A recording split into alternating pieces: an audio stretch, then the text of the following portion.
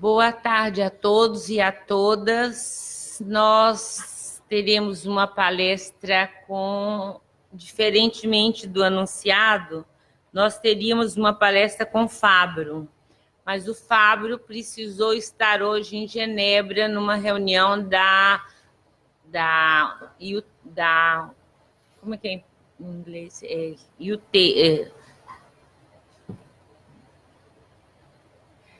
De telecomunicações da Unesco. Ó, Jesus, isso é a velhice me pegando.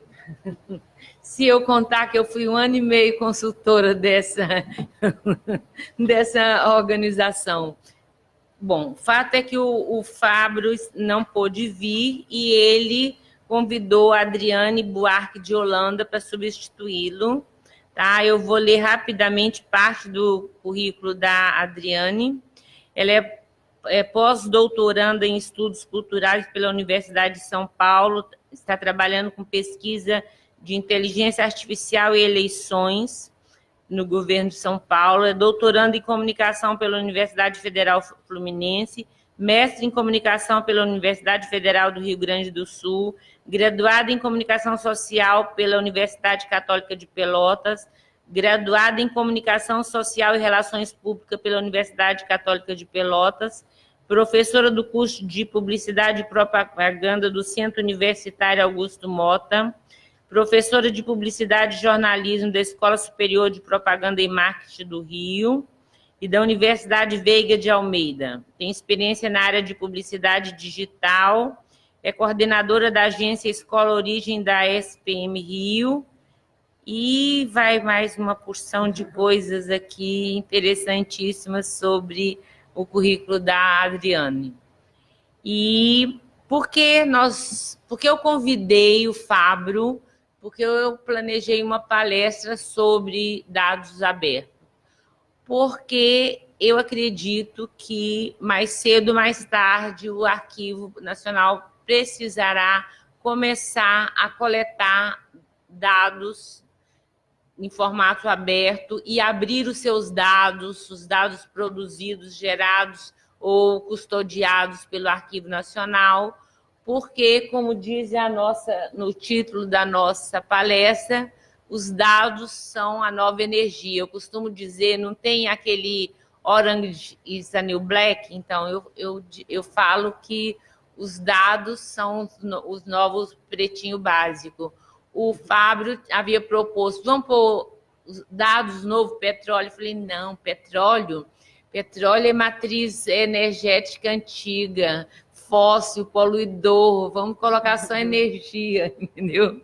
Então, eu conheço o Fábio porque ele é o responsável pela avaliação da parceria para o governo aberto. A OGP Internacional contrata um consultor em cada país para acompanhar a abertura dos dados pelo governo.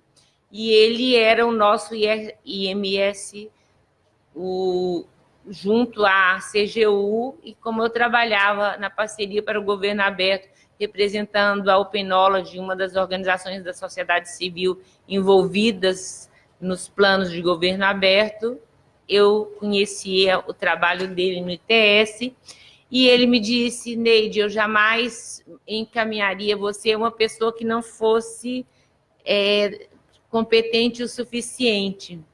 Inclusive, eu tenho que agradecer muito a Adriane por ter conseguido conciliar a sua disponibilidade de estar aqui hoje conosco.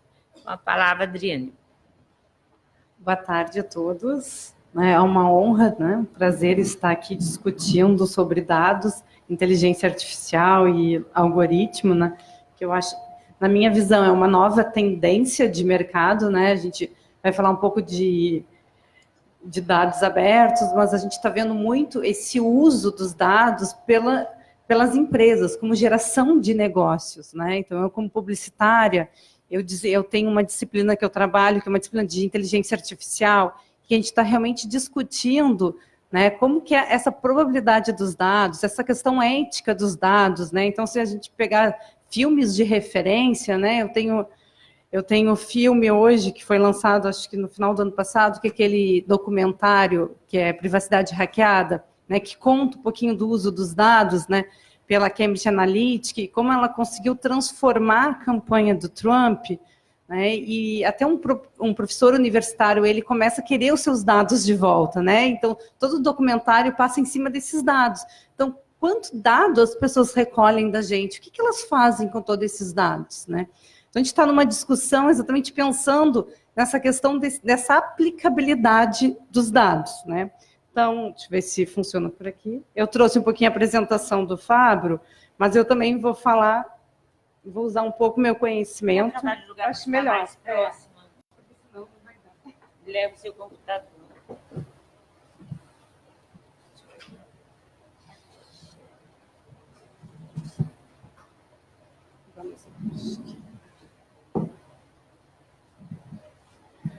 Então, eu trouxe um pouquinho a apresentação do Fábio para a gente pensar um pouquinho essa relação desses dados, né? E toda essa aplicabilidade que eu posso ter, tanto comercial, né, quanto para governo aberto mesmo com os dados. Então, o que eu tenho hoje? Eu tenho duas gigantes, né, que a gente fala muito, quando ela falou que dados não é petróleo, o que a gente brinca é que hoje o valor do dado ele está mais alto que o petróleo. Né? Então, o que a gente está vendo aí? Que a questão dos dados gerou um grande negócio. Né? Antigamente eu publicava na internet, só que eu não tinha essa preocupação do que as pessoas estão fazendo com meus dados. Né? Eu baixava um aplicativo e eu aceitava a privacidade, né? A política de privacidade do aplicativo. Eu não me preocupava de o que as pessoas vão fazer com meus dados. Né? E a gente, nessa última eleição, a gente viu o Facebook, né, nas eleições do Trump. A gente viu o Facebook usando esses dados, né? Mesmo o Mark Zuckerberg falando que pediu para pagar, para a Cambridge Analytica pagar os dados, mas a gente viu sendo usado esses dados exatamente para quê? Para estratégias, né? Então, o que eu pego? Eu pego os dados e aí eu entendo esse caminho que o meu usuário está fazendo, em cima desse caminho, eu tenho conhecimento do meu usuário, né? Eu sei o que o meu usuário, eu sei o que ele está fazendo com o meu aplicativo. E aí eu penso nessas estratégias. Então, se eu for pensar aqui, eu tenho o Facebook, eu tenho o Google, né? Eu tenho a Amazon, que eu gosto muito da Amazon, eu acho que o Jeff Bezos, ele sempre é visionário no meu modo de pensar. Por quê? Porque o Jeff Bezos, ele sempre trabalhou com dados, né? Se a gente for ver, dados não é algo novo, né? Dados, os bancos sempre usaram dados, né? Os bancos sempre pensaram suas estratégias de relacionamento com o cliente, que é o que a gente chama de CRM, trabalhando em cima dos dados dos clientes. Então, o que os clientes fazem no banco, né? Qual é o tipo de produto que eu posso oferecer para o cliente? Então, o que o Jeff Bezos pega? Ele pega essa linha dos bancos e ele começa a aplicar lá nos anos 2000 na Amazon, quando a Amazon era simplesmente uma empresa de comércio eletrônico que vendia livros. E hoje a gente vê tipo, esse boom que o Jeff Bezos deu, né? Hoje ele está com uma inteligência artificial que faz a logística de distribuição dos produtos dentro da empresa, da parte de distribuição da empresa. Ele tem hoje toda essa questão do Prime, né, do Amazon Prime, que você se torna assinante e você pode ter vários usos, né, de várias plataformas, não só de televisão, mas você pode usar outras informações que eles têm ali, né? Você, além de ter frete grátis, você tem acesso a revistas, a livros. Então, ele foi aperfeiçoando, né, toda essa estratégia, todo esse negócio dele digital a partir dos dados do cliente, entendendo a necessidade do cliente, né? Então, na verdade, o dado ele tem uma aplicação, ele não é só pegar o dado simplesmente e não trabalhar esse dado. Então, tem que pegar esse dado e fazer esse dado, gerar informação, gerar conhecimento, né? Para que esse conhecimento gere estratégia. Né? Então, o que eu posso fazer de estratégia com aquele dado? Então, isso é uma coisa que a gente está discutindo muito, né, nessa área. Foi? Né, aqui eu estou. A gente está discutindo muito essa área, né, de dados, né, se realmente esse dados é o novo petróleo, o que ele está gerando de venda, né, porque essa preocupação das empresas pegando os nossos dados e vendendo, né, A própria questão das escolas está sendo preocupado como que as escolas vão trabalhar os dados dos alunos, né? Então, posso pegar os dados dos meus alunos e fazer uma campanha pensando nesses alunos, sendo que eu tenho alunos que são menores de 18 anos, qual é o tipo de campanha que eu posso fazer? Né? Qual é o tipo de estratégia? Então, posso pensar muito que o dado realmente ele pode ser um novo valor para a marca, né? A ideia de energia, como o próprio Fábio estava falando, né? Na questão de pensar o arquivo nacional e pensar os dados abertos para o arquivo nacional como uma nova valorização para a marca, né?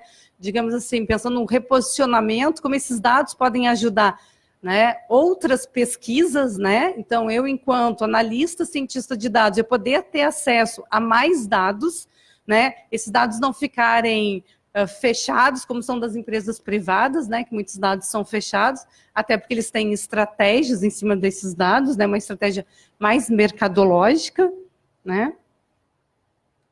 Deixa eu ver aqui. Então, o que são os dados? Então, na verdade, exatamente, a gente trabalha 4 fases dos dados, né, foi o que eu tinha falado para vocês. Então, eu tenho os dados. Primeiro, o próprio dado, que eu coloco, o que é o dado? Então, por exemplo, eu posso botar que é um número 18, né? Eu posso dizer que o dado é uma casa, né? Eu posso dizer que o dado é um livro, eu posso dizer que é uma revista, né? Mas qual é essa informação, né? Tipo, o que esse dado, que informação vai gerar esse dado? Não é simplesmente eu colocar um dado e eu não organizar o dado.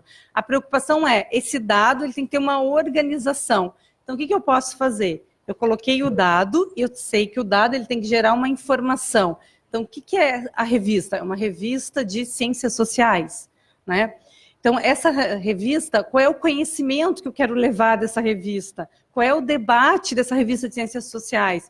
Eu quero falar da questão das humanidades digitais, né, dentro da revista, né? Eu quero discutir a questão de gênero dentro da revista. Então, qual é o conhecimento que essa revista vai dar? Exatamente para eu pensar na estratégia. Então, que tipo de estratégia eu posso fazer para tomar a revista, para as pessoas conhecerem essa revista, para a revista se tornar pública, né? Então, eu posso divulgar essa revista nas minhas redes sociais, eu posso fazer uma rede social da revista, a revista pode estar pública num banco de dados, né? Num acervo de dados gratuito. Então, a importância do dado não é só simplesmente gerar o dado, mas sim a qualidade daquele dado. Qual é a preocupação daquele dado? Então, eu vou lá e eu descubro que meus clientes têm 18 anos. Mas qual é a relação com esses meus clientes? O que eu quero com esses meus clientes? O que eu quero levar para eles? Então, quando eu pego um dado tipo de uma empresa, eu tenho que saber qual é a estratégia final que essa empresa pode desenvolver com esse dado, né? Então, por exemplo, a gente está vendo muito... Eu estou estudando hoje as eleições de 2018 e estou começando a estudar as eleições de 2019, né? Então, o que eu estou fazendo nesse meu estudo das eleições de 2018? Eu quero entender quais dados foram distribuídos, né, na internet. Então, eu estou criando um algoritmo, né? Esse tipo de algoritmo que eu estou desenvolvendo, a gente está criando um algoritmo de rede neural, né? E todo algoritmo ele tem uma metodologia de aplicação. Essa aplicação essa metodologia que a gente está trabalhando, a metodologia de reforço, né? E aí, o que é isso? Vocês devem estar perguntando. É a ideia de entender as experiências, as histórias. Então, eu quero entender a história da eleição. Eu quero entender como o candidato que ganhou em 2018, né? Eu estou trabalhando com o governo do estado de São Paulo, né? Como que o candidato de 2018, como ele começou a campanha dele, né? Qual foi o marketing político dele, né? Qual é o dado de marketing político dele que eu tenho para pensar na estratégia que fez ele ganhar a eleição, né? Será que ele utilizou uma inteligência artificial para criar fake news, né? Foi como a gente acompanhou nas últimas eleições, para criar fake news, e essa fake news disparar informações para eleitores que acreditem naquela informação, né? Por quê? O que a inteligência artificial ela pode fazer? Ela pode trabalhar o que a gente chama de hipersegmentação, né? Então, eu tenho um dado, eu entendo quem são as pessoas para quem eu quero passar esses dados, e eu quero pensar numa estratégia de fazer as pessoas se tornarem persuasíveis. Eu quero persuadir as pessoas. Então, o que eu posso fazer para persuadir as pessoas? Eu posso pensar num algoritmo, né, que me mostre a história dessas pessoas, as experiências dessas pessoas, e esse algoritmo ele vem me entregar esses dados para que a minha machine learning, a minha máquina, aprenda essas experiências e, a partir dessas experiências, a minha inteligência artificial entregue a informação que eu quero, né? Ou seja, eu quero que o Dória ganhe, por exemplo. Então, o que eu posso fazer para o Dória ganhar, sendo que eu tenho muitos eleitores indecisos? Então, eu entendo a história toda de marketing político, eu estou falando de marketing político e não marketing eleitoral, é entender realmente a construção da imagem do candidato. Como que eu entendo essa construção da imagem? Eu entendo a partir dos dados que estão públicos nas redes, né? Então, eu consigo pegar na internet tudo que as pessoas publicaram, tanto no Facebook, que está público, né? Tanto no próprio site deles, dos próprios candidatos, quanto na grande mídia, né? Eu consigo entender o que a grande mídia tem de informação. Então, o algoritmo, o que ele vai fazer? Ele vai me trazer essas informações, né? Então, a gente vê muito essa discussão que o dado ele tem que ter uma qualidade. Não é simplesmente eu pensar que um dado é simples um dado.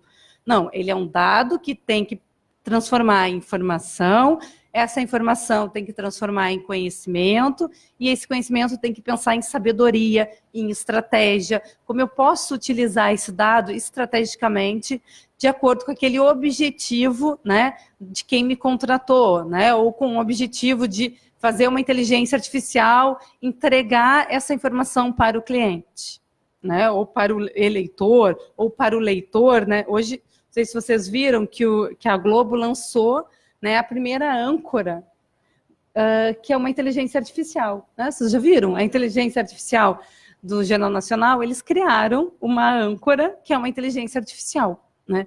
Então, qual é a probabilidade dessa inteligência artificial, de vez em quando, né, apresentar o Jornal Nacional? É uma experiência, eles apresentaram num evento na Holanda, né? É uma experiência exatamente da Rede Globo, pensando nessa área realmente de como eu posso, né, colocar uma apresentadora e como ela pode trabalhar esses dados, né? Então, que tipo de dados ela vai falar, como ela vai desenvolver, né, essa apresentação, né? Toda uma experiência, uma expectativa, eu não vi ainda, né? Eles mostraram primeiro, foi nesse evento, ainda não foi aberto ao público, não sei se vocês sabiam, estou passando a informação, né? E a ideia é isso, tipo, então, como essa inteligência, né, a gente vai falar muito de inteligência artificial, de machine learning, então, e principalmente de algoritmos, né, como esses algoritmos, eles mapeiam as nossas experiências. Por quê? Porque eles trabalham essa metodologia de reforço, o algoritmo neural. Ele vai entendendo as nossas experiências dentro da rede, e ele vai, a partir dessas experiências, pensando nessa estratégia. Então, o que ele faz, o algoritmo? Ele pega o nosso dado e ele transforma o nosso dado em informação, conhecimento e estratégia, né? Então, vocês podem ver, às vezes a gente está no WhatsApp e pensa assim, como apareceu uma propaganda de algo que eu acabei de falar, né? A gente hoje fica assim, será que o WhatsApp escuta o que eu estou falando? Né? Escuta, gente. Todo mundo acha que não, mas o algoritmo do WhatsApp, o algoritmo do Instagram e o algoritmo do Facebook, ele entende as nossas experiências. Ele está procurando as nossas experiências e ele entrega. Qual é a estratégia? Ele entrega aquilo que a gente está procurando, né? Isso em publicidade a gente chama de remarketing. Então, o que ele faz? Ele acaba recolocando o marketing. Então, eu estou falando com a Neide sobre dados. Possivelmente, daqui um pouco, né, o meu WhatsApp está identificando que eu estou falando de dados, né? Então, o que o Google faz comigo, o que o Facebook vai me mostrar? Ele vai me mostrar páginas sobre inteligência artificial, sobre discussão de dados abertos, ele vai me mostrar no Google recomendações de artigos, né? Não sei se vocês já viram. Quem usa muito o Google acaba mostrando essa recomendação de artigos científicos relacionados àquilo que você está falando no seu WhatsApp, né? Por quê? Porque o algoritmo está identificando isso. Então, a gente vê muito essa questão que o dado, na verdade, ele vai pensando na estratégia, ele vai passando por fases, né? Mas a grande probabilidade de fazer com que esse dado, com que o algoritmo pegue esse dado e transforme esse dado em estratégias. Né? Deixa eu ver se foi. Então, a gente tem várias experiências de inteligências artificiais, né? Então, aqui é uma experiência de uma inteligência artificial que é uma empresa, né, uma startup que quebra vidros. Né?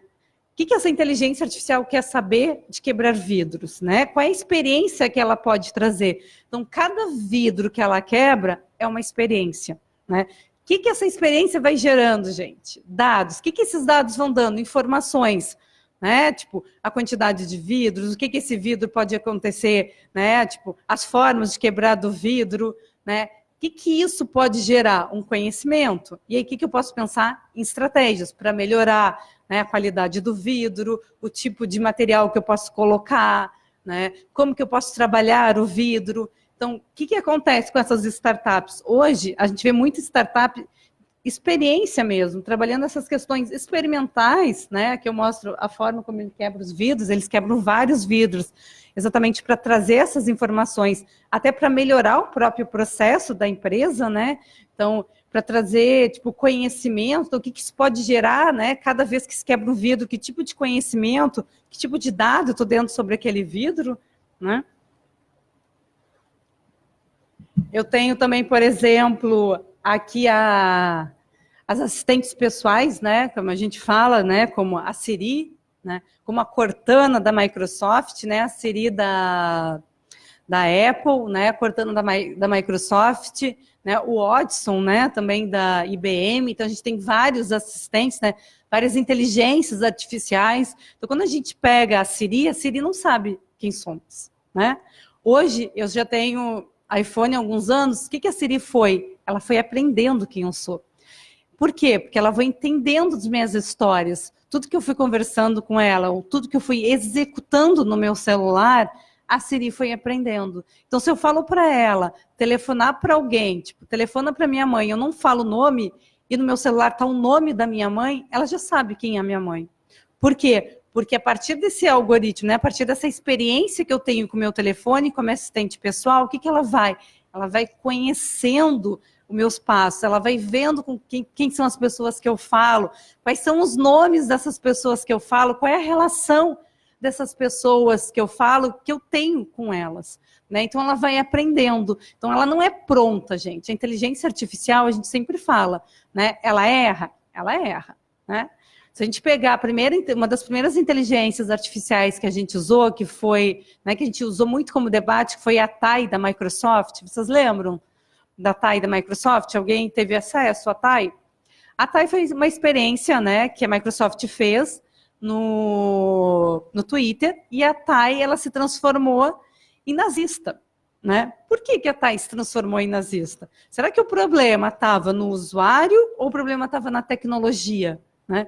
A questão da TAI se transformar em nazista, né, em homofóbica, estava exatamente no uso de como as pessoas estavam fazendo dela. Por quê? Porque a inteligência, como a gente fala, ela é artificial. Ela usa o cérebro humano, né? A proposta da inteligência é usar o cérebro humano, usar os neurônios, né, para eles fazerem realmente a sinapse, para criar esse conhecimento, pegar esse dado, gerar esse conhecimento, né, e a partir desse conhecimento ela ativar a inteligência artificial, né, ativar. Então, na verdade, ela vai ter uma machine learning que vai passar a informação para essa inteligência artificial.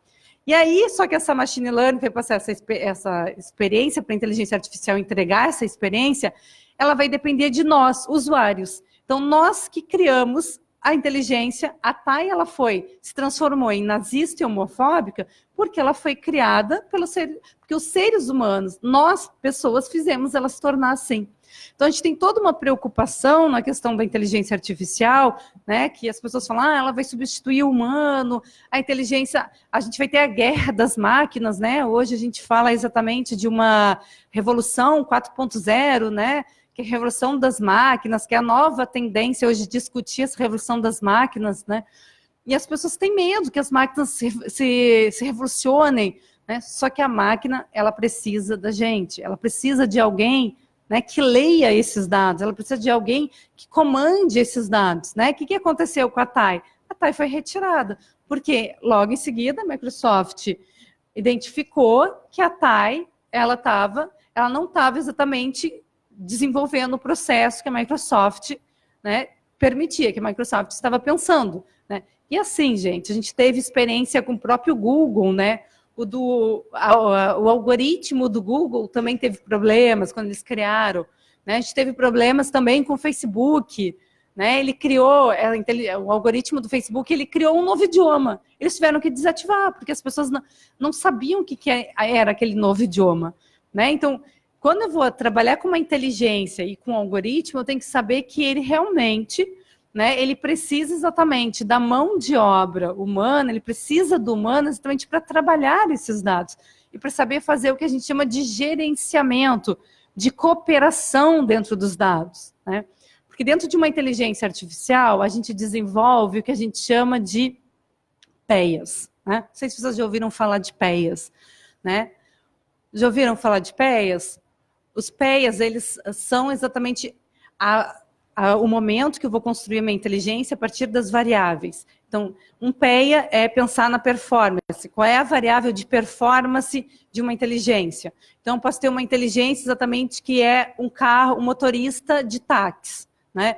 Então, qual é a performance que eu quero daquele motorista de táxi? Como que eu quero que ele execute a ação que é dirigir um táxi? Eu estou pensando num motorista de táxi automatizado, né? Então, eu vou querer que ele seja rápido, eu vou querer que ele me carregue com segurança, que ele que ele conheça as ruas. Então, o que eu vou construindo nessa minha inteligência, na performance? Eu vou pensando nas variáveis. Eu vou exatamente dizendo para a minha inteligência quais são as variáveis. Só que eu vou dizer todas as variáveis? Não. A inteligência vai ter um momento que ela não vai entender uma variável e ela vai buscar essa informação quando ela não entender essa variável, né?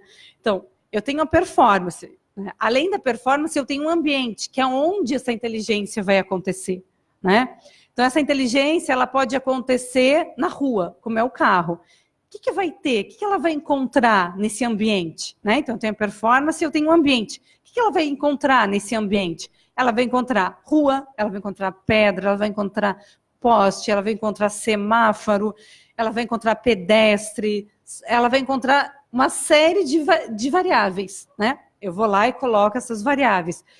Depois, como que ela vai atuar, né? Quais vão ser os atuadores e quais vão ser os sensores? Então, eu tenho que pensar em atuador, tudo aquilo que eu vou fazer a minha inteligência funcionar, né? Então, se a minha inteligência é um carro, ou se a minha inteligência é um software, eu tenho que pensar tudo de atuador que eu vou precisar, né? Se é um carro, eu vou precisar de freio, eu vou precisar de direção, eu vou precisar de seta, eu vou precisar de embreagem, eu coloco tudo que um carro precisa, né? E aqui que eu vou precisar para esse atuador funcionar? Eu vou precisar de sensores, né? Então, eu vou precisar de câmeras, eu vou precisar de banco de dados, né? E aí, quando eu falo de banco de dados, aí que está o algoritmo. Aí que a machine learning vai entregar a informação para esse motorista de táxi. Qual vai ser a informação que ele vai entender? Vai ser exatamente a rua. Ele vai dirigir, ele vai levar a gente para um lugar, mas ele vai entender esse lugar a partir das experiências que eu vou passando com ele,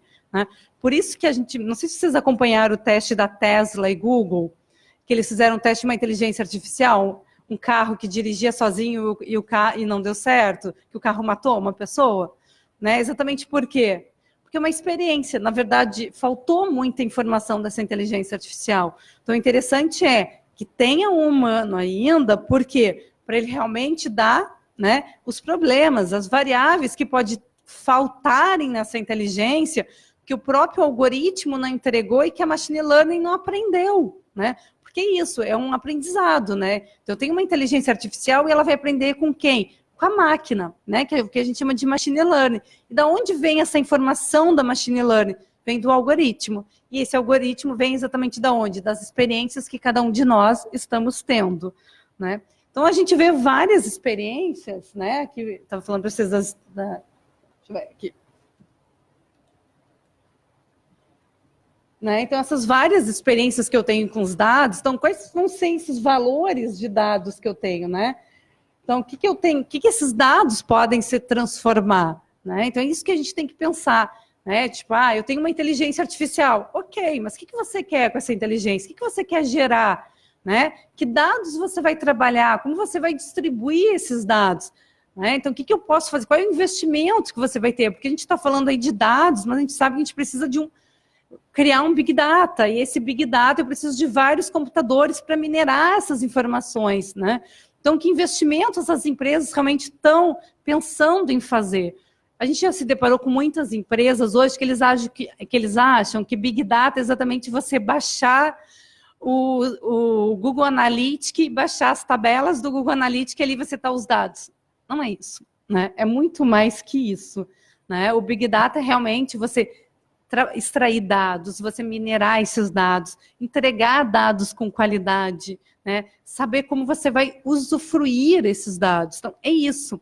Né? Só que as empresas, né, como eu falei, você tem muita empresa que está começando a entrar, né, nessa área, como você já tem os gigantes que já estão trabalhando bastante tempo.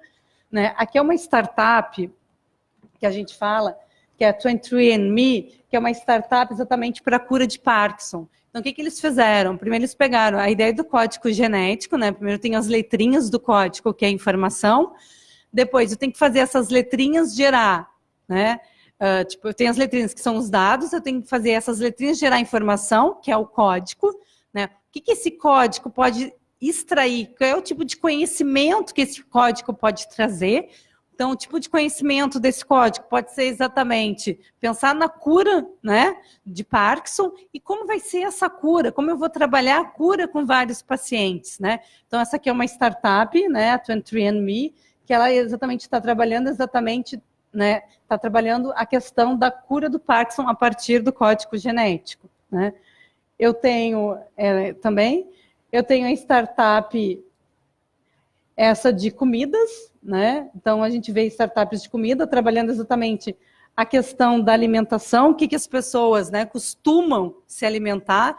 Então, eu vou trabalhando exatamente as experiências das pessoas em relação à alimentação, e depois eu posso entregar um cardápio, eu posso trabalhar, se eu quiser esses dados, eu posso trabalhar em parceria com o supermercado, né? Hoje a gente fala já dessas casas conectadas, né? A gente fala muito de IoT dentro da inteligência artificial, né? Então, o que é a proposta da internet das coisas? É você ter uma casa conectada, então você já tem uma geladeira hoje que ela é conectada já com o supermercado, ela entende que se faltou o produto na sua geladeira, ela já pode fazer a encomenda para o supermercado, você só aceita ou não. Quando você chega em casa, o seu produto que está faltando, né, já está no seu supermercado, né, já está na sua casa. Então, essa ideia de internet conectada, né, essa internet das coisas conectada, hoje a gente está falando até mais que isso, né, gente? Hoje, a ideia da internet das coisas é pensar na internet de tudo, né? A internet das coisas, ela não é mais só das coisas, ela é de tudo, porque são as cidades conectadas, são as cidades inteligentes, né? Toda a questão do própria discussão hoje que a gente tem de governo aberto, né? Essa participação de governo aberto, de ser um governo transparente, né? Então, a gente tem várias formas de pensar hoje essa internet de tudo. Não é só mais uma coisa de pensar as coisas conectadas na internet. Então, hoje, com essa inteligência artificial inserida na internet das coisas, eu tenho muitos dados, né? E esses dados, eles estão sendo muito trabalhados exatamente para facilitar determinados, né, momentos da nossa vida. Então, tem gente que não gosta de fila de supermercado, né? Você perde quanto tempo na fila de supermercado, dependendo do supermercado? Então, o que você tem? Né? Você não faz a lista, mas você pode ter, a sua casa pode estar conectada, né? A própria Amazon está aí vendendo a casa conectada. Então, você pode ter um assistente pessoal que entenda a sua casa, que veja o que está faltando, o que ela está gerando aí, dados, né? Qual é a ideia de gerar esses dados? É pensar no futuro nas estratégias de vender os produtos que você realmente está faltando na sua casa. E ela está te dando facilidade, né? Ela está te dando comodidade. Você não precisa ir até o supermercado, ver o que você quer, né? A inteligência, ela já vê o que você mais costuma comprar, né? E aí, a partir disso, a partir desses dados, ela vai mandar para sua casa aquilo que você realmente gosta e que realmente você compra, né? Se a gente for ver, o supermercado já está fazendo isso, né? A gente tem 2 exemplos de supermercados grandes aí que estão fazendo a questão do aplicativo. Então, o que esse aplicativo gera, gente? Quando eu vou lá, boto meu CPF, ele está registrando todas as minhas compras, né? O que esse aplicativo está gerando? Ele está conhecendo a minha experiência no supermercado, né? A partir desse conhecimento, o que ele está gerando? Ele está gerando dado. Né? E a partir desse dado, ele vai me mostrando ofertas. Ele vai dizendo, olha, o leite que você compra hoje está tanto, né? O açúcar que você compra está tanto. Então, ele vai me mostrando as ofertas. E ele vai me indicando novos produtos que são próximos, né? Que eu posso gerar interesse em comprar. Então, quando a gente for ver um simples aplicativo, ele está facilitando a minha vida. Ele está facilitando o meu processo de compra. Então, o que eu quero mostrar para vocês é que, na verdade, hoje, tudo que eu faço gera dados, né? Quando eu entrei hoje aqui no Arquivo Nacional, né, ela pediu meu CPF, ela pediu meu e-mail, ela pediu meu telefone. O que eu estou dando aí, gente? Os meus dados, né? E esses meus dados, eles podem servir para comunicação. Esses meus dados podem servir, né, para fazer um network. Então, tem várias formas de aplicação dos dados, né, que a gente está discutindo isso, né, a quantidade de dados que eu estou gerando. Então, a gente vai falar um pouquinho do valor dos dados, né, a gente fala um pouquinho do Open Government Partnership, que o Fabro faz parte, o Brasil, né, na verdade é um dos... ele é o avaliador do Brasil. E o Brasil é um dos principais, né, países que faz parte dessa discussão. Atualmente são 75. O Brasil foi um dos 8 fundadores. Né? Então, a ideia dessa questão dos dados abertos, né, pensando em governos abertos, a gente está trabalhando muito, né, as 5 estrelas dos dados abertos, que é pensada pelo Tim Berners-Lee. Né? Quem conhece a história da internet deve lembrar dele, né? Ele foi um dos inventores da internet, o inventor do www, né, do browser, né, quem, na verdade, faz a internet, pensa a internet, uma internet massificada, de possível uso para todas as pessoas, né? Então, ele fala da questão da qualidade desses dados, da importância que esses dados abertos, eles têm que ter qualidade, os dados, né? Não simplesmente está o dado por estar o dado. O dado, realmente, ele tem que ter ele tem que ser uma aplicabilidade desse dado. Né? Não é simplesmente eu colocar um dado. Então, eu tenho 5 estrelas, que ele chama, né? Que é a partir do PDF, né? Que eu posso gerar um dado, mas o PDF, ele não organiza esse meu dado, né? Ele não transforma esse meu dado em listas e tabelas, né? A proposta é fazer essa organização dos dados, né? Por isso que a gente trabalha muito a questão de mineração dos dados. Né? Minerar dado é muito importante. Então, eu extraio dados, ok, o que eu vou fazer com todos esses dados? Então, às vezes, as empresas, a gente mesmo fala nas redes sociais, quantos dados tem nas redes sociais? Né? E os dados são usados das redes sociais? Não, porque é muito dado. Então, assim, as pessoas não sabem organizar e ver as ordens, né? Ver as relações de importâncias para aplicar esses dados. Então, é muito importante hoje, gente, pensar nessa área de ciência de dados, né? Essa área...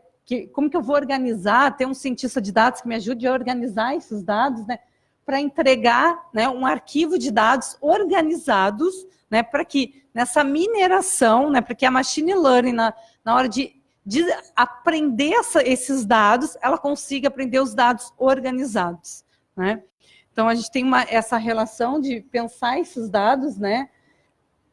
Então, aqui a gente fala um pouquinho dos projetos, esse projeto de 2018, né, que foi pensado aqui no Brasil, exatamente para organizar essa questão dos dados, desse processamento de dados aberto, né, para o desenvolvimento, para essa criação de redes desses dados, né. Então, como que eu vou trabalhar esses dados abertos, né, como que eu vou realmente usar esses dados, então, né, até que ponto esses dados abertos, eles têm que estar, né, as empresas públicas vão investir nessa organização de dados, para que as empresas, né, para quem tem interesse, para que a gente realmente utilize esses dados. Então, o que acontece? Dentro do governo aberto, a gente sempre pensa, né, em 3 fases, né, do governo aberto. A ideia de transparência, né, você tem um governo transparente, então você ter os dados transparentes, né? Então, esses dados, as pessoas... Até estava conversando com a Neide, né, antes, e a Neide estava falando de uma startup, né? A Serenata, né? Serenata do Amor, né? Ela estava contando dessa startup. Mas ela não é uma organização social, não é startup. Não. Ah, uma organização social. Então, estava contando essa organização social que se preocupa realmente em organizar os dados de gastos públicos, né? Então, de ver quantos... Pode complementar, Neide. A Serenata do Amor, ela começou analisando a verba parlamentar, aquele dinheiro que o parlamentar tem a discricionalidade de gastar. E aí ela descobriu coisas assim, a pessoa almoçando em 2 estados diferentes, porque apresentavam notas fiscais, e ela ajudou a Câmara a organizar esse tipo de prestação de conta. E agora ela está disponível, existe uma comunidade no Telegram, e está disponível para várias aplicações que as pessoas tiverem interesse. O ano passado organizou o orçamento público, né? Existe um projeto da Open Knowledge chamado Gastos Abertos, que ele passou a funcionar com a Rose, a inteligência artificial do Serenata, e agora existem embaixadores em todas as cidades trabalhando a Rose, essa inteligência artificial, junto com os dados de orçamentos municipais. Que o Serenata é um projeto da Open Knowledge. Então, é importante essa reflexão exatamente para a gente observar a transparência, né? A partir de uma inteligência artificial, eu consigo ter transparência de como está sendo usado os gastos públicos, né? E, além disso, a Serenata do Amor ainda possibilita a inteligência, a Rose, que outras pessoas participem também. Então, ela se torna participativa, né? Você pode usar ela para outros fins, né? Então, além disso, você pode trabalhar a questão da accountability, que é a prestação de contas. Então, você está, ao mesmo tempo, né? Você tem os governos abertos prestando contas para a comunidade, né? Por exemplo, esses dias, eu trabalho muito com eleições, eu estava analisando um vereador de Minas Gerais, que ele criou um aplicativo de accountability, né? Ele queria mostrar para quem votou nele o que ele estava fazendo lá, né? Então, o que ele fazia? Além de ser um aplicativo de accountability, era um aplicativo participativo, né? As pessoas podiam... Ele ia para uma votação e ele antes fazia uma enquete no aplicativo, as pessoas respondiam à enquete, a partir dessa enquete ele usava as respostas para poder fazer a votação dele, né? Então, ele estava mostrando exatamente o quê, gente? Uma preocupação de governo participativo, né? Ele estava abrindo a possibilidade das pessoas, né, que votaram nele, ou nem quem votou, mas quem estava participando do aplicativo dele, ajudar ele na votação, né? Realmente ver o interesse da população, né? Então, ele estava, se vocês observarem dados, o que ele estava? Entendendo a história das pessoas, né? No momento que cada pessoa respondia a enquete dele, o que é isso? É dado, né? A partir desse dado, o que ele estava gerando, gente? Informação.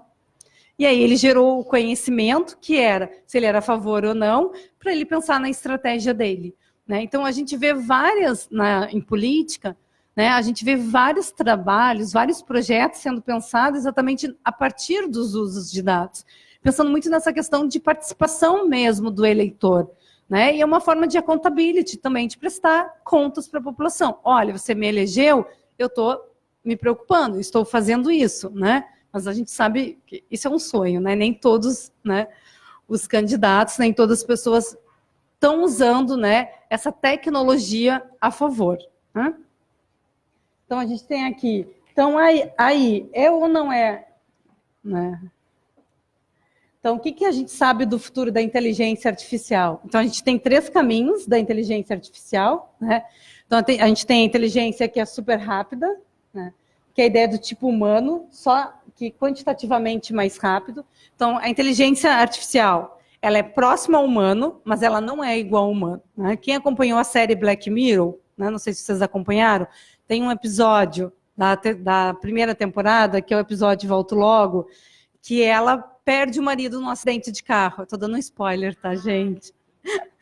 Ela perde o marido num acidente de carro. E ela, no velório do marido, ela conhece uma amiga que fala de uma experiência de uma inteligência artificial que pode confortar esse momento de luto dela, né? Tem gente que tem um pouco de medo desse episódio, porque ele é bem, bem pesado, né? E aí a questão de conforto do luto. E ela teve várias resistências. Ela teve resistência em usar a inteligência artificial, né? O primeiro momento dessa inteligência artificial, o agente, que a gente chama, né? Toda inteligência artificial é um agente. Então, esse agente, essa arquitetura de inteligência que era usada, né? Era um chatbot. Então, ela podia conversar com essa inteligência. Como que a inteligência conversava com ela? Porque a inteligência pegava o dado dela, todo o dado dele que estava na internet, né, tudo que ele colocava no Twitter, tudo que estava público, dado público, tá, gente? Dado aberto. Tá? Tudo que era público era usado exatamente para quê? Para inteligência, né? Aí você tem a machine learning processando a inteligência. Então, o algoritmo entregava a história dele, né? Essa machine learning processava essa história e ele conversava com ela como fosse ele. E aí a inteligência artificial perguntou: você quer que eu fique mais esperto? Você quer falar mais comigo? Me entregue mais informação. Me entregue informações privadas suas. E aí ela começou a enviar vários vídeos deles. E aí esses vídeos que iam gerando mais conhecimento, né? Mais informação. E aí ele ia tendo mais estratégia para poder desenvolver, né, para poder desenvolver a fala, conversar com ela. Né? Depois do chatbot de texto, foi para um chatbot de áudio. Né? Não sei se vocês acompanharam. Esse chatbot de áudio era a voz dele, igual. Né? Da onde pegava a informação. Né? Como fazia, né, essa entrega de informação? Pelos vídeos que ela passou, pelos vídeos que ele colocava na internet. Né? E depois, a última fase dessa arquitetura era o robô, né? Era ele escrito, né? Quem acompanhou o episódio deve lembrar. Era exatamente ele. Então, era uma inteligência artificial, era um humano muito próximo de um humano, né? Mas ele funcionava exatamente por um banco de dados, né? Ele funcionava pela nuvem, né? Muita informação vinha da nuvem. Né? Então, ele mesmo tem um momento, né, que eles estão num ato sexual e ela fala: como você aprendeu? Eu peguei informações em sites pornôs. Então, você vê que a inteligência artificial, ela tem a capacidade de buscar a informação quando ela não tem essa informação. Mas, claro, você tem que dar essa possibilidade para a inteligência. Né? Você tem a questão de interação da própria inteligência. Então, a inteligência ela pode ter uma interação que a gente chama de negociação. Então, você pode permitir, né? Você, enquanto administrador da inteligência, você pode permitir que a inteligência busque informações em outros bancos, né? Que a inteligência busque informação na nuvem. Então, você dá os limites para a inteligência, né? Tem uma hora que ela tira a inteligência, né? Que ela tira o robô do quarto dela, manda ele embora. Quando ela abre a janela, ele não foi embora. Aí ela fala: ué, por que você não foi embora? Porque você é minha administradora, eu só posso sair tantos metros da minha administradora.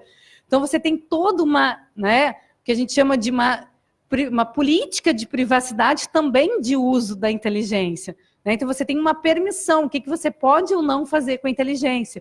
Então, eu gosto muito de trabalhar esse episódio, né, do Black Mirror, e tem um outro mais novo, mas eu acho esse mais marcante, porque ele realmente me mostra essa questão de dados. Quanto tempo eu tenho para falar? Não, tudo bem, pode ir mais, mas é só para você administrar. Tá. Então, tem toda essa questão desse uso de dados e de onde vêm esses dados. Só para vocês observarem que muitos dados, eles podem vir, né, dessa área pública, né, eles podem vir de dados privados, mas esses dados que vêm privados, eu tenho que dar permissão desse uso de dados, né? Então, por isso que muitos aplicativos hoje estão colocando na política de privacidade, né, o que você permite ou não de uso de dados, né, pelo aplicativo. Então, antigamente era: eu aceitava a política de privacidade ou não aceitava. Se eu não aceitava, eu não usava o aplicativo, não é?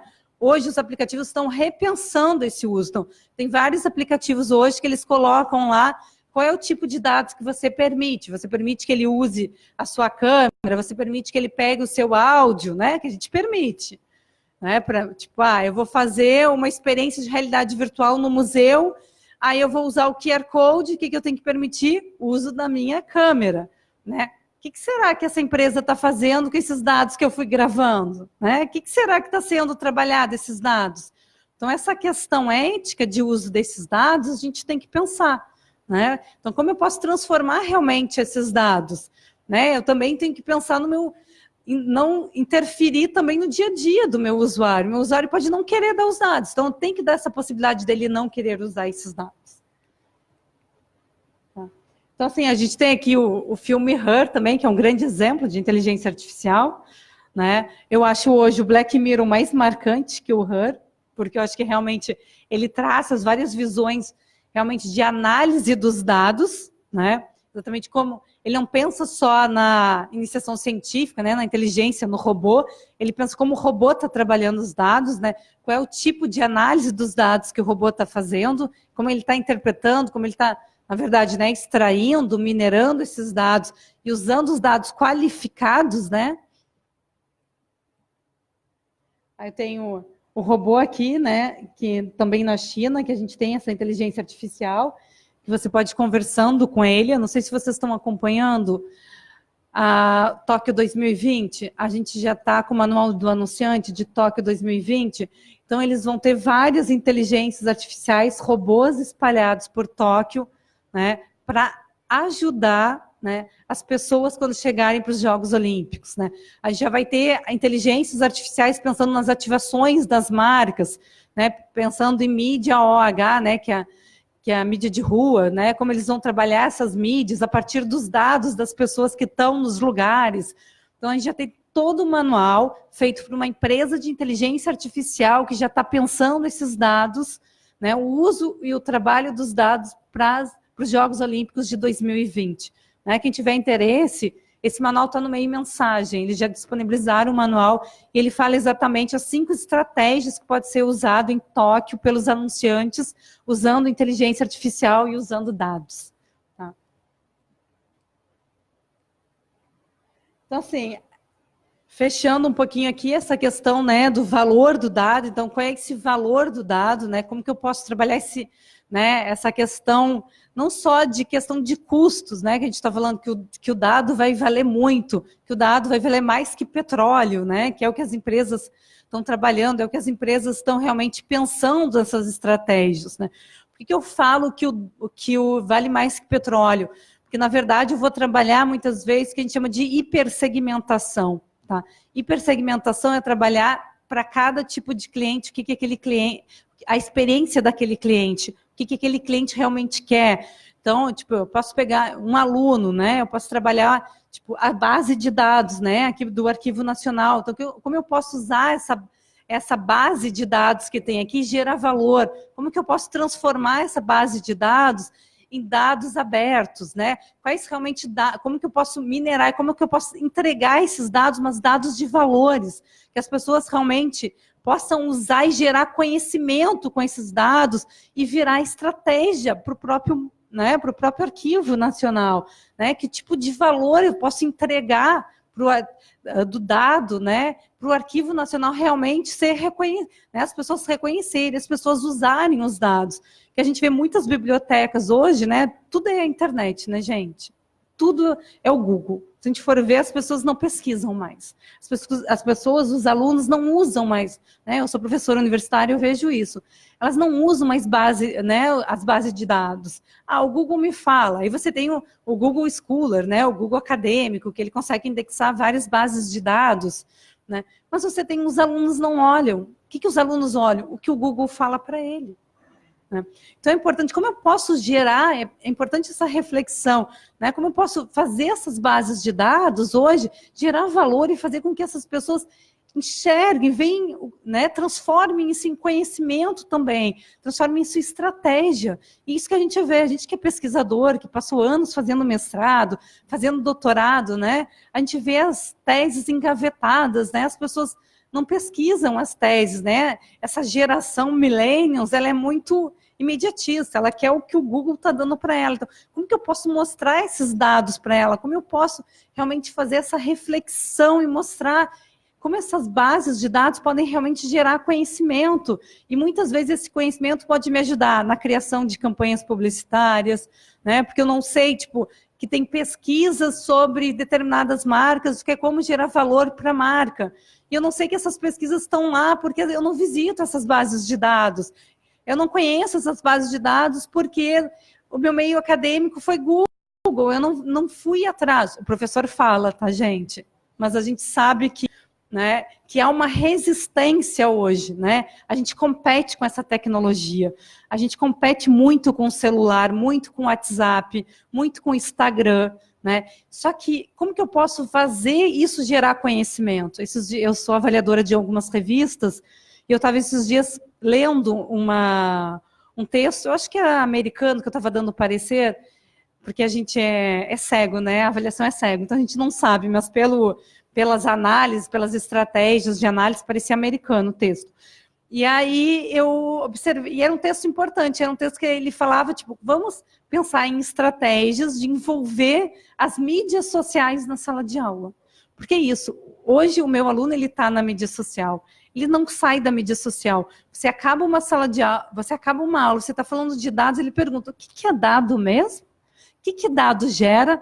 E você acabou de falar, você acabou de mostrar a importância hoje, né? Mas a gente sabe que a tecnologia tem essa questão social, que eu tenho que pensar, essa questão negativa da sociedade, né? Que ela deixa a sociedade, digamos, eu digo que eles são zumbis tecnológicos, né? Porque eles só olham para o celular, eles não entendem o que está acontecendo ao redor, mesmo eu tendo, né? Eles entregam os dados sem pensar nessa qualidade de dados. Eles são os maiores, nessa geração milênios, a maior geradora de dados que a gente tem. Né? E as empresas estão aí riquíssimas. O que elas vão fazer com esses dados? Né? Como eu vou gerar valor com esses dados? Eu vou vender esses dados? Eu vou transformar esses dados em conhecimento? Né? Então, acho que hoje é o momento da gente pensar essa revolução tecnológica, essa revolução das máquinas. Né? Eu tenho muita informação, né? Eu tenho muito acesso à informação. Né? Na minha época, eu não tive esse acesso que eu tenho. Realmente ia para a biblioteca, eu pedia para a bibliotecária trazer os artigos para eu poder incluir na minha dissertação. Hoje não, né? Na minha tese, hoje eu não tenho isso. Hoje eu posso entrar nas bases de dados que eu quiser. Eu posso usar Harvard, eu posso usar Babson, posso usar várias bases de dados. Antigamente a gente não tinha. Só que eu tenho esse acesso, mas as pessoas, né? A gente tem uma geração que não está usando esse acesso. Eu acho que é um momento também de refletir esses dados abertos e como essa geração tem que pensar e como eu posso também pensar em fazer esses dados gerar conhecimento, né? E aí vai depender da minha estratégia, né? Então, acho que trouxe aqui... É muita informação, né? Pouco tempo. Então, assim, gente, eu queria agradecer a oportunidade. Eu acho que a proposta era exatamente trabalhar essa reflexão desses dados, né? Então, até que ponto esses dados, né, eles vão ser usados e como eu vou gerar o conhecimento e a estratégia a partir, né, de tudo isso que eu estou vendo sendo tomado pela internet, né? Obrigada e uma boa tarde para todos.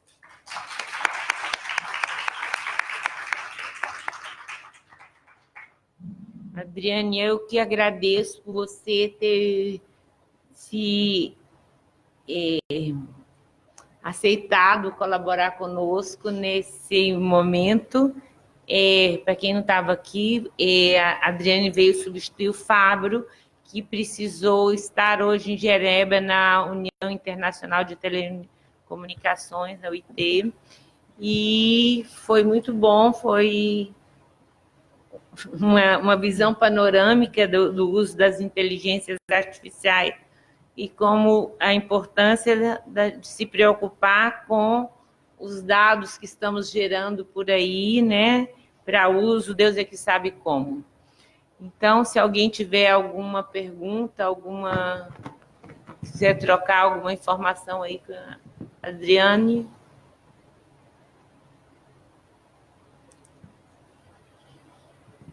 Olha, eu fiquei impressionada, achei muito legal mesmo, fiquei até com pena que acabou. Eu não sou dessa área, não entendo muita coisa, mas a gente fica assim, meu Deus, como que essas coisas acontecem, né?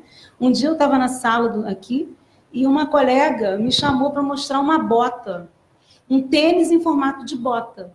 Eu levantei da minha mesa e fui olhar, não estava com celular nem nada. Claro, estava próximo. Quando eu cheguei em casa, me apareceu uma bota muito semelhante. Falei, gente... não digitei em lugar nenhum como essa bota pode ter aparecido aqui. Eu fiquei impressionada mesmo. E aí, conversando com vários colegas, me veio essa coisa do Siri. Tanto que eu até desabilitei. Falei, meu Deus, estou com medo disso. Então, quer dizer, como que essa coisa, né, dos dados são muito importantes mesmo. A gente tem que estar muito preocupado com isso, mas também temos que aproveitar isso para alguma coisa boa, né? Então, eu estava pensando, de repente, aqui alguma coisa ligada aos próprios pesquisadores, as pesquisas feitas aqui na casa, se a gente pode botar, sei lá, um aplicativo, alguma coisa que pudesse colocar um vendo o trabalho do outro, não sei, a gente tem que poder, de alguma forma, aproveitar essa coisa nova que está por aí, né? Então, eu só quero te dar os parabéns, gostaria que tivesse mais palestras como essas, e acho até que vou começar a estudar alguma coisa, porque é muito legal. Parabéns, tá bom? Obrigada. Como é que é o seu nome? Milene. Milene, eu vou te indicar um livro, tá? Que eu acho um livro muito legal, até para quem tiver interesse, é um livro da Marta Gabriel, Você, Eu e os Robôs. É um livro que foi lançado ano passado, em 2018, né? Esse livro ele fala exatamente toda a estratégia de marketing digital, né? Então, para a gente pensar hoje, né? Esse avanço de dados, a gente pensa o marketing digital, a gente pensa toda essa evolução do marketing digital, né? E o outro é acompanhar o Jeff Bezos, eu acho ele incrível, né? Eu acho que o Jeff Bezos, para trabalhar o uso de dados e pensar esses dados, gerar informação, né? Gerar conhecimento, gerar estratégia, ele é um dos, né? Ele e o Mark Zuckerberg, eu acho que são dois visionários, né? Desses negócios digitais que a gente trabalha hoje. Eu acho que acompanhar eles, seguir eles nas redes sociais é interessante porque eles trazem muita novidade, né? Abre. É muita informação. Então, a gente está vendo que exatamente é um momento que está começando a ser discutido, porque dados sempre se gerou. Só que agora é o momento de saber o que eu vou fazer com esses dados, o que eu vou usar de estratégia com esses dados. Exatamente. Vão nascer novas profissões, a gente tem uma discussão, né, que realmente pode acabar algumas profissões, né, mas a ideia é como quando automatizaram os bancos, né? Muitas profissões dentro dos bancos acabaram, mas surgiram outras. Então, é o momento, né, da gente repensar esse uso, né? A gente vê, está aparecendo muita área de ciência de dados, né? Os analistas de dados, os cientistas de dados. Então, é o momento, é a hora de pensar realmente, né, que veio para ficar e vai tomar conta mesmo essa área de dados. Então, a gente tem que saber estudar e saber aplicar esses dados. Bom, e aí, e nós, Arquivo Nacional, o que nós temos com isso? Nós temos aí uma Lei Geral de Proteção de Dados que entra em vigor. Você queria fazer uma pergunta? Pode falar. De lei de proteção. Alguém pode levar o microfone? Ah, tá.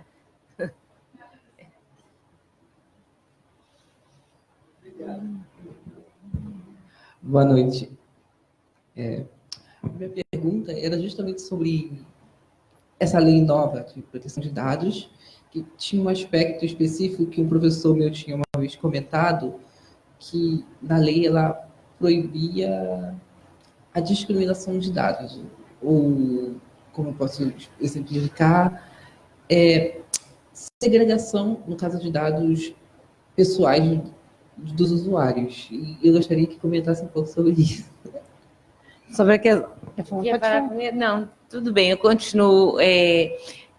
Eu ia dizer o seguinte: os arquivos, eles precisam se posicionar como é que vamos atuar a partir da existência da Lei Geral de Proteção de Dados. Na lei europeia, por exemplo, eles abriram 2 exceções que a nossa lei não recepcionou. Uma delas é que não precisa se preocupar com a questão da imagem, do direito do proprietário de dados para pessoas mortas. Então, isso é uma coisa explícita na lei europeia que não está na lei brasileira. A outra é que a própria lei europeia ela abriu exceções para os arquivos. A nossa lei abriu para as questões de pesquisa e, por inferência, o arquivo, como é uma instituição que existe para possibilitar a pesquisa, eu acho que é por aí que a gente vai construir as nossas normativas. Nós estamos criando um grupo de estudos para trabalhar exatamente essa questão. Nós pegamos um guia da Lei Geral de Proteção de Dados da Europa, feito pela União Europeia para os arquivos. A gente já está com um documento em português que o Sérgio conseguiu lá na Torre do Tombo, onde foi traduzido.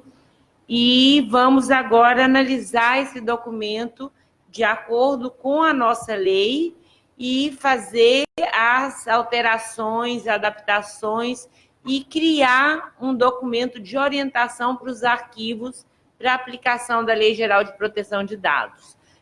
Também estamos tentando, não sei se teremos êxito, integrar o Conselho da Autoridade de Proteção de Dados. São apenas 6 vagas para o Poder Executivo. Estamos no Ministério da Justiça, onde uma das vagas já será garantida pela Senacom, que trabalha com direito do consumidor, pela natureza do trabalho que eles desempenham, né? Então, nós estamos tentando fazer parte, se não do Conselho, pelo menos que o arquivo seja ouvido na regulamentação. Para isso que estamos criando o grupo de estudos, é um grupo interno, sabe? E esperamos que em breve termos um documento para oferecer a todos os arquivos brasileiros em relação à atuação da lei.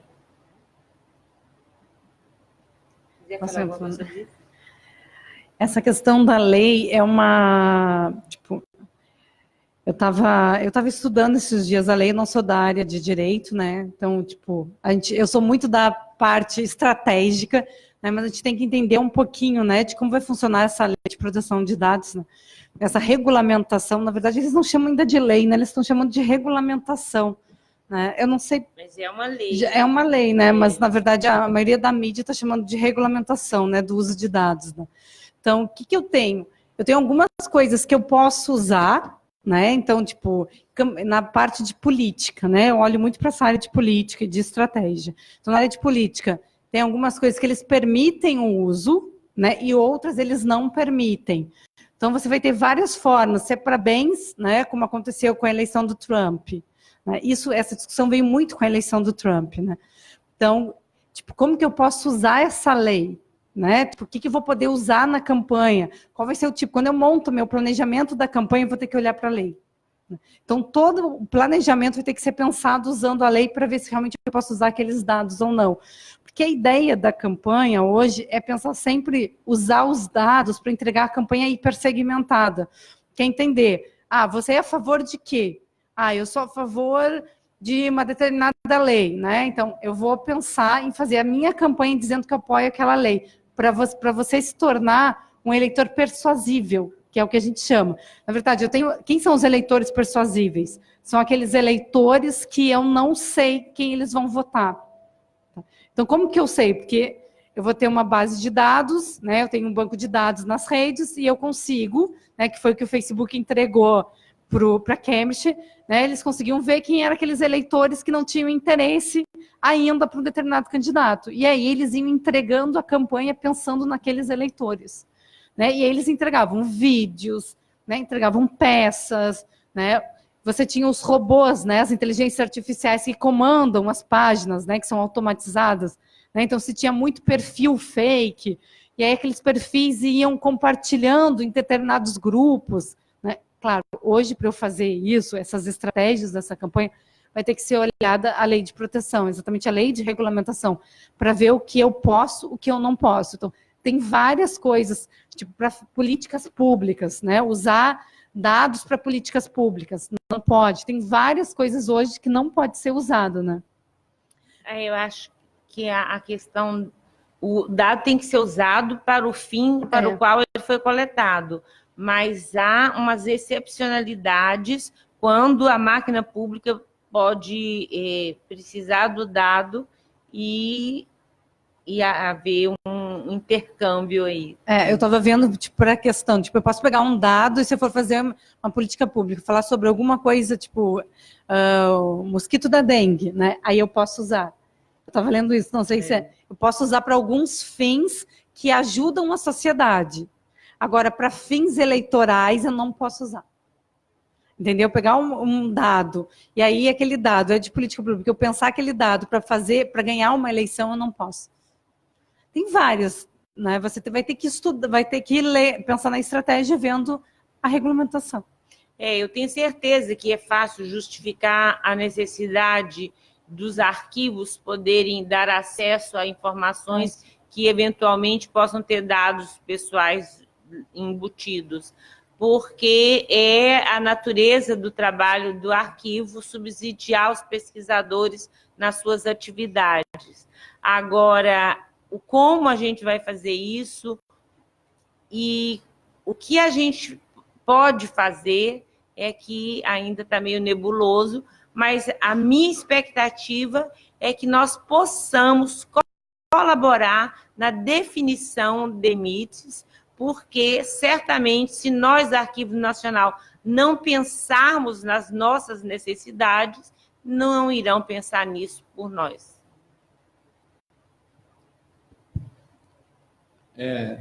Posso? Parabéns aí pela explanação, a gente gostou muito. Eu e a minha colega aqui de trabalho, a gente ficou lembrando aqui de alguns filmes, né? Que trata sobre o tema, Matrix, Blade Runner e tal, e é meio assustador, né? Engraçado que são filmes, né, antigos, né? E como esses assuntos já foram trabalhados lá atrás. A minha questão é em relação ao armazenamento de nuvem, né? Que é uma questão, assim, que me chama bastante atenção. Nós, pobres mortais, utilizamos o Dropbox, o Google Drive, e claro que devem usar os nossos dados também, mas eu fico pensando em questões assim, em grande escala, né, como armazenamento em nuvem das empresas, né, que usa a Amazon. A Amazon acho que é campeã, né, armazenamento de nuvem no mundo. O serviço da próprio Google, né, etc, etc. E é claro que eles não vivem só de alugar espaço em nuvem, né? E como que se dá esse comércio, né? E como que eles gerenciam esses dados e como se apropriam e lucram em cima disso, né? Se você tem algum conhecimento. Na questão de gerenciamento, tipo, se os provedores de acesso de nuvens usam os nossos dados. Sim, eu já ia dizer. Eu acho que sim, né? Não tem como confiar, como assinar, mas pela probabilidade, né? Como que eu sei? Quando na política de privacidade, quando eu vou lá, eu tenho um Dropbox ou um Google, né? Quando eu me cadastro, eu tenho que ver qual é a política de privacidade deles. O que eles estão me dizendo lá? O que eles negociaram comigo? Né? Isso a gente chama de negociação. O que eles falaram que eles vão usar dos meus dados? Possivelmente, eles devem usar esses dados, né? A questão de valores, eu não tenho noção quanto que eles devem, mas deve ser muito, né? Acredito que deve ser valores bastante altíssimos, né? A questão né, da nuvem, né? De você ter espaço. Eu não confio 100% na nuvem. O Fábio é um que briga comigo. Bota os teus dados na nuvem. Eu falo, não boto. Nada que é meu na nuvem. Tipo, fotos, as pessoas falam, joga suas fotos para a nuvem. Eu falo, não boto minhas fotos na nuvem. Por quê, gente? Eu não sei como é usado. Tá? Eu tenho medo, porque a gente fala, né, dessa questão, tipo, a gente não tem privacidade. Eu não sei, se o Facebook deu meus dados para Cambridge Analytica, não deu os meus, né? Mas ele tem os meus dados. E os americanos, todos tiveram os dados usados, né? No Brexit também, né? O pessoal da Inglaterra, né? Todos tiveram seus dados pegos. Então, vocês imaginam que o Google não passa os dados? Né? As fotos, será que eles não leem as minhas fotos? Será que eles não têm uma inteligência artificial para entender o que eu mais publico nas minhas fotos? Né? O que eu mais tiro? Qual é o meu interesse? Né? Tipo, o que eles leem de mim a partir, né, do que eu publico dentro da minha nuvem? Eu tenho realmente, assim, eu sou uma pessoa desconfiada. Assim como eu sou desconfiada nas redes sociais. Se vocês me seguirem nas redes sociais, eu sou pesquisadora de redes sociais, né? Desde que eu pesquiso internet desde os anos 2000. Então, eu pesquiso há muitos anos. Eu não uso rede social para divulgar a minha vida. Eu não coloco foto da minha filha em redes sociais, Por quê? Porque tem todo um estudo de ciberataques, tá? Que são os ataques virtuais pelos Wolf, que são os lobos, que realmente eles ficam cercando a gente, entendendo. Então, eles vão lá e te convidam para ser amigo. Aí você fala, estou aumentando meus seguidores, quero chegar a 5 mil, quero chegar a 10 mil. Quem são esses seguidores? Eu conheço todo mundo? Não. Será que ali não tem um Wolf, não tem um lobo que vai me seguir e depois me atacar? Então, na rede, tem muito essa questão dos ciberataques, que é o cuidado do tipo de dado que eu estou dando na minha mídia social, que eu estou dando no meu Dropbox, e isso pode virar, gente, ataques contra a gente. Ataques de pedofilia, né? Sequestro, roubo. As pessoas não têm a consequência as pessoas não têm noção que isso acontece. Acontece muito. Tem muita pesquisa no Canadá, né? Tem uma pesquisadora do Canadá que só discute essa questão de ciberataques, a preocupação que você tem que ter dos ataques cibernéticos. Espero que meu filho e minha nora não estejam assistindo essa palestra, porque senão nunca mais eu posso postar foto da minha netinha. Aí eu proíbo a minha sogra de postar foto. Ah, eu sei, eu também, mas eu não obedeço. De uniforme. É o cuidado, se você pensar... Se você pensar, quando você falou de uniforme, já teve vários casos, no próprio Rio de Janeiro, né, na época do Orkut, que várias casas no Leblon foram assaltadas. Por quê? Porque eles monitoravam, eu seguia a escola tal, né? Então, eu seguia a faculdade tal, eu seguia o bar tal. As minhas comunidades, né, para quem é psicólogo, conseguia montar o perfil daquele cliente, né, daquele usuário. E aí, o que esses lobos, que a gente chama, né? O que esses lobos faziam? Eles montavam perfil, eles entendiam a hora que você saía para trabalhar, eles começavam a ver a sua casa, a te seguir, porque eles viam o bairro que você morava, porque você colocava, né, na comunidade. Então, eles conseguiam montar o seu perfil psicológico e eles começavam a te seguir. Quando você ficava vulnerável, eles iam lá e te atacavam. Então, você tem esse perigo cibernético, né, esse ciberataque, que você tem que cuidar. Isso deve acontecer com os dados que a gente coloca de pesquisa também, né? Será que esses dados também não são roubados? E agora você vai ter que colocá-los em dados abertos para que todos possam, porque as agências, as revistas estão exigindo que o pesquisador publique seus dados em formato aberto. Porque daí você não tem relaxa, não tem jeito. Não, mas aí você não tem um problema. No momento que você bota os dados abertos, os dados de conhecimento aberto, acho que você não tem o problema de direitos autorais, entendeu? As pessoas roubarem os seus dados, né? Quantas teses e dissertações as pessoas roubam, gente, na Alemanha e traduzem aqui para o Brasil, tá? É sério isso. Então, no momento que está aberto o dado, isso é uma reflexão que ela... Eu sei, mas assim, os dados públicos, financiados com dinheiro público, pesquisa com bolsa, eles estão abertos, eles precisam estar abertos para o reuso mesmo. O outro vai lá e pega o dado. O que resta definir é se ele vai ser coautor, que tipo de relação vai ser criada a partir do uso compartilhado dos dados de pesquisa. Mas aconteceu, agora não tem mais... Não, mas eu não sou... jeito de fechar a porta. Eu não sou contra essa questão dos dados de pesquisa ser aberto. Eu acho que a pesquisa é para ser aberta, ela é financiada, né? Eu tive bolsa de CNPq e... tive CAPES, agora que eu estou com CNPq, eu tive CAPES no mestrado e no doutorado. A minha dissertação, a minha tese está aberta, né? Porque foi na UF, na URGS, né? Então ela está aberta, as pessoas podem usar, né? Os alunos às vezes, professora, eu descobri um artigo seu, eu descobri a sua tese, tá lá, é para ser usado, mas é isso. Como que está sendo usado, né? Porque eu estou dizendo que as pessoas pegavam dados abertos de outros países e traduziam páginas, tá, gente? Então, também é a índole, né? A questão ética também, né? Então, isso eu acho que é uma questão também que tem que ser discutida, a questão ética desse uso de dados, né? Que as pessoas acham, vou usar, ninguém vai ver porque é de outro país. Né? Mas sempre tem um pesquisador que lê o autor do outro país e acaba... Eu já li isso em algum lugar, vai no Google e o Google encontra. Mais alguma coisa? Bom, então eu vou agradecer mais uma vez a Adriane pela colaboração, por ter vindo aqui nos falar dessas coisas interessantes. E boa tarde a todos. Obrigada.